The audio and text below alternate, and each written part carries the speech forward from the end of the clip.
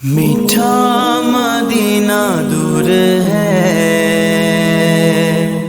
جانا ہمیں ضرور ہے۔ پیدل حج کرنا جائز ہے یا نہیں؟ جواب عنایت فرمائیں۔ پیدل حج کرنا جائز ہے اور پیدل حج کرنے میں اجر و ثواب زیادہ ہے۔ چنانچہ آپ صلی اللہ علیہ وسلم نے ارشاد فرمایا، جس نے پیدل حج کیا اس کو ہر قدم کے بدلہ حرم کی نیکیوں میں سے ایک نیکی حاصل ہوگی۔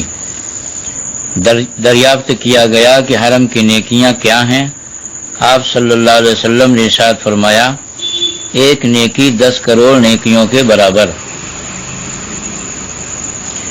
اس حدیث کو صحیح ابن خزیمہ میں جلد نمبر 4 صفحہ نمبر 244 پر نقل کیا، جس سے معلوم ہوا کہ پیدل حج کرنا جائز ہے، اور صحابہ میں بھی بہت سارے صحابہ نے پیدل حج کیے ہیں، جبکہ مدینہ منورہ مکہ سے کافی دور ہے، اور اولیاء کرام میں بھی بڑے بڑے اولیاء کرام سے یہ بات ثابت ہے کہ انہوں نے پیدل حج کیا ہے، لہذا پیدل حج کرنے کو ناجائز نہیں کہا جا سکتا۔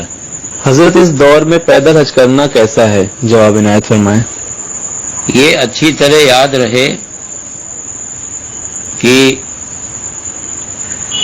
وجوب ادا کے شرائط میں سے پہلی ہی شرط یہ ہے کہ راستہ میں امن ہو۔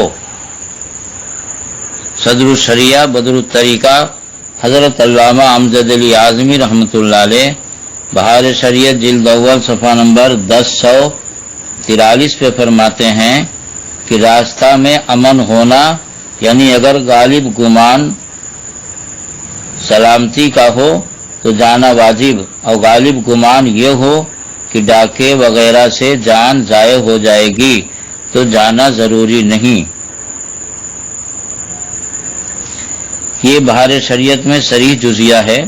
دنیا جانتی ہے کہ اس وقت پوری دنیا کے سیاسی حالات کیسے ہیں، اور یہ بھی سب کو پتا ہے کہ یہاں سے جو پیدل حج کرنے کے لیے جائے گا اسے پاکستان پار کرنا ہے، اسے افغانستان پار کرنا ہے۔ یہ بھی سب جانتے ہیں کہ پاکستان اور افغانستان وغیرہ کے سیاسی حالات کتنے خراب ہیں، اور وہ بھی تنہا۔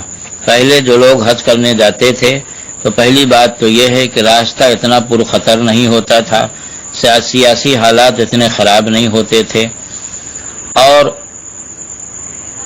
دوسری بات یہ کہ پیدل چلنے کا رواج تھا۔ لوگ حج کے علاوہ بھی پیدل ہی زیادہ تر چلتے تھے، کیونکہ سواری کا انتظام سب کے پاس نہیں، مخصوص لوگ جو ہوتے تھے مالدار صاحب ثروت وہی گھوڑا اور اونٹ وغیرہ رکھتے تھے، باقی عام طور سے لوگ پیدل چلتے تھے۔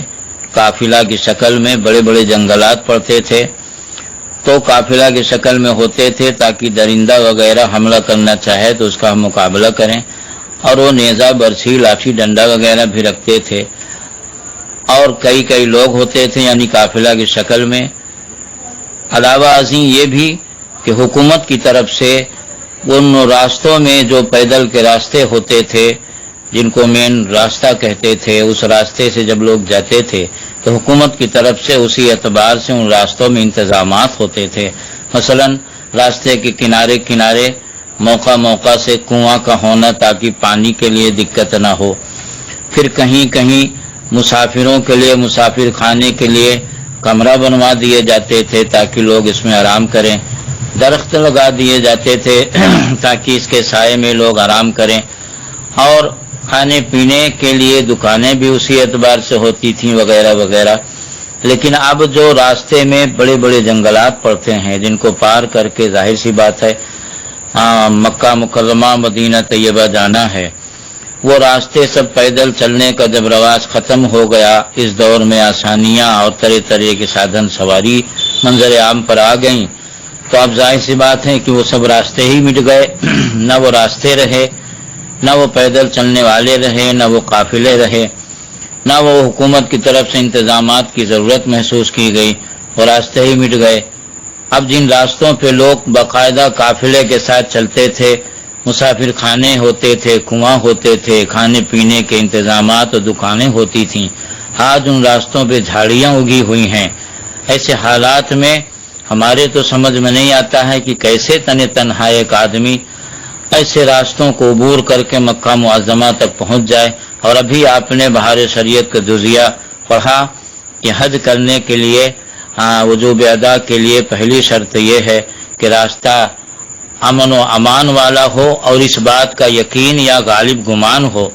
لہذا جو اس دور میں پیدل حج کرنے کے لیے جا رہے ہیں، اگر واقعی انہیں اس بات کی تحقیق ہے اور یقین ہے کہ ہاں ہم جس راستے سے جا رہے ہیں تو اس راستے سے ان کو جانا جائز ہے۔ اگر اس بات کا غالب گمان ہے کہ راستہ مامون و محفوظ نہیں ہے، ہمارے اوپر درندوں کا حملہ ہو سکتا ہے، ڈاکو چور کا حملہ ہو سکتا ہے، اور سیاسی حالات جو خراب چل رہے ہیں، کچھ ممالک میں خراب ہیں، کچھ میں اور زیادہ خراب ہیں، کچھ میں اور زیادہ خراب ہیں، ان حالات کا مقابلہ ہم کر سکتے ہیں اور ہمارے لیے امن و امان قائم رہے گا تو ان کے لیے جائز ہے۔ اگر اس کے برعکس معاملہ ہے تو اس کی اجازت نہیں دی جا سکتی ہے۔ قرآن پاک میں ہے وَلَا تُلْقُوا بِأَيْدِيكُمْ إِلَى التَّهْلُكَةِ۔ حضرت یہ بھی واضح فرما دیں کہ سستی شہرت اور دکھاوے کے لیے پیدل حج کرنا کیسا ہے؟ حدیث شریف میں ہے، ایک لمبی حدیث ہے جس کا ایک ٹکڑا یہ ہے کہ قیامت کے دن اللہ تعالیٰ کی بارگاہ میں ایک حاجی پیش کیا جائے گا۔ اللہ تعالیٰ اس پر انعامات گنائے گا، میں نے تو اس پر یہ انعام کیا، یہ انعام کیا، تو نے میری رضا کے لیے کیا کیا؟ تو کہے گا اللہ میں تیری رضا کے لیے حج کیا۔ اللہ تعالیٰ فرمائے گا تو جھوٹا ہے، تو لوگوں کو دکھاوے کے لیے حج کیا ہے کہ لوگ تجھے حاجی کہیں۔ پھر اللہ تعالیٰ حکم دے گا اور فرشتے اسے گھسیٹ کر جہنم میں ڈال دیں گے۔ تو معلوم ہوا کہ دکھاوے کے لیے حج کرنا اور اس کو سوشل میڈیا پہ ڈالنا اور ریاکاری کرنا یہ ناجائز ہے، حرام ہے، اس سے پرہیز لازم ہے۔ صدر الشریعہ بدر الطریقہ علیہ رحمہ بہار شریعت جلد اول صفحہ نمبر 1036 پر فرماتے ہیں دکھاوے کے لیے حج کرنا اور مال حرام سے حج کو جانا حرام ہے۔ حضرت اس کے بارے میں شریعت کیا فرماتی ہے کہ اگر کوئی مرتد پیدل حج کرنے کے لیے جائے تو کیا اس کو بھی وہی ثواب ملے گا جو حدیث شریف میں بیان کیا گیا ہے؟ جواب عنایت فرمائیں۔ قرآن پاک میں ہے وَمَن يَرْتَدِدْ مِنْكُمْ عَنْ دِينِهِ فَيَمُتْ وَهُوَ كَافِرٌ فَأُولَٰئِكَ حَبِطَتْ أَعْمَالُهُمْ فِي الدُّنْيَا وَالْآخِرَةِ وَأُولَٰئِكَ أَصْحَابُ النَّارِ هُمْ فِيهَا خَالِدُونَ۔ جو اپنے دین سے پھر گیا یعنی مرتد ہو گیا، فیمت اور بغیر توبہ کے اسی حالت میں مر گیا، وَهُوَ كَافِرٌ کافر ہونے کی حالت میں، فَأُولَٰئِكَ حَبِطَتْ أَعْمَالُهُمْ فِي الدُّنْيَا وَالْآخِرَةِ اس کے سارے اعمال دنیا اور آخرت میں برباد ہو گئے، چاہے حج ہو، چاہے نماز ہو، چاہے زکوٰۃ ہو، چاہے روزہ ہو، سب برباد ہو گئے۔ وَأُولَٰئِكَ أَصْحَابُ النَّارِ هُمْ فِيهَا خَالِدُونَ اور یہ ہمیشہ یہ جہنمی ہیں اور ہمیشہ جہنم میں رہیں گے۔ اس آیت کریمہ سے صاف ظاہر ہے کہ مرتد کا کوئی بھی عمل قابل قبول نہیں ہے، لہذا مرتد 100 حج نہیں 1000 حج پیدل کرے تب بھی اس کا حج اس کے منہ پہ مار دیا جائے گا۔ قرآن پاک سے ثابت ہے کہ مرتد کا کوئی عمل قابل قبول نہیں۔ اس مفہوم کی اور سے بھی قرآن میں آیتیں ہیں، مثلا وَمَن يَكْفُرْ بِالْإِيمَانِ فَقَدْ حَبِطَ عَمَلُهُ وَهُوَ فِي الْآخِرَةِ مِنَ الْخَاسِرِينَ۔ اس آیت سے بھی یہی ثابت ہے کہ کفر و ایمان کے ساتھ جو کر کے مرتد ہو جاتا ہے اس کا اعمال برباد ہو جاتے ہیں۔ اور آیت کریمہ یہ بھی ہے وَقَدِمْنَا إِلَىٰ مَا عَمِلُوا مِنْ عَمَلٍ فَجَعَلْنَاهُ هَبَاءً مَنثُورًا۔ اور اسلام سے نکل جانے والے جو بھی اعمال کرتے ہیں، نیک عمل کرتے ہیں، اچھے عمل کرتے ہیں، ہم ان کے ساتھ یوں پیش آتے ہیں کہ ان کے اعمال کو ہباء منصورا یعنی ذرہ ناچیز کر دیتے ہیں۔ تو اس طرح کی بہت سی آیتیں ہیں جس سے صاف ظاہر ہے کہ مرتد اور بدعقیدے یہ جو حج کرتے ہیں یہ چاہے پیدل کریں، چاہے ہوائی جہاز سے کریں، اور چاہے ان کے پر لگ جائے یہ اڑ کے پرندوں کی طرح چلے جائیں، ان کا کوئی عمل قابل قبول نہیں ہے جب تک اپنے ارتداد سے توبہ کر کے اسلام میں داخل نہ ہوں۔ پیدل حج کرنے کی منت ماننا جائز ہے یا نہیں؟ جواب عنایت فرمائیں۔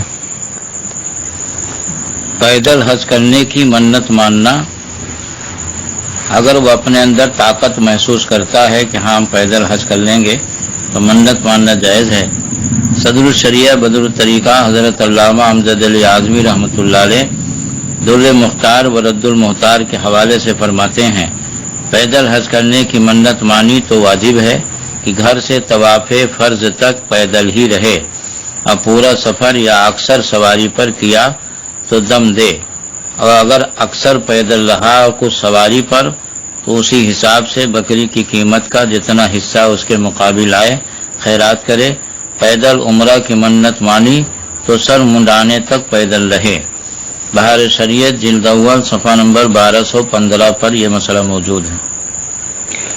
حضرت کوئی شخص جو پیدل حج کرنے کے لیے جا رہا ہے تو اس کا استقبال کرنا اور ویڈیو تصویر بنا کر کے سوشل میڈیا میں ڈالنا کیسا ہے؟ جواب عنایت فرمائیں۔ پیدل جو حج کرنے کے لیے جا رہا ہے وہ قابل احترام ہے، اس کا احترام کرنا، استقبال کرنا، اس میں شرعاً کوئی حرج نہیں ہے۔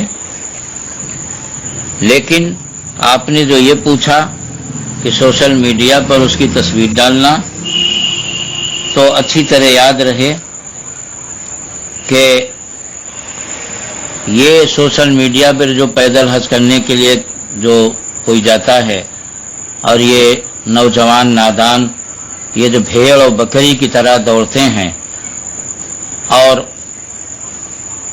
تاکہ ہماری تصویر آ جائے، اور جاندار کی تصویر جو کھینچ کر سوشل میڈیا پہ ڈال رہے ہیں، یہ گناہ کبیرہ کے مرتکب ہیں، کیونکہ جاندار کی تصویر بلا ضرورت بنوانا اور اس کو شائع کرنا سب ناجائز و حرام ہے۔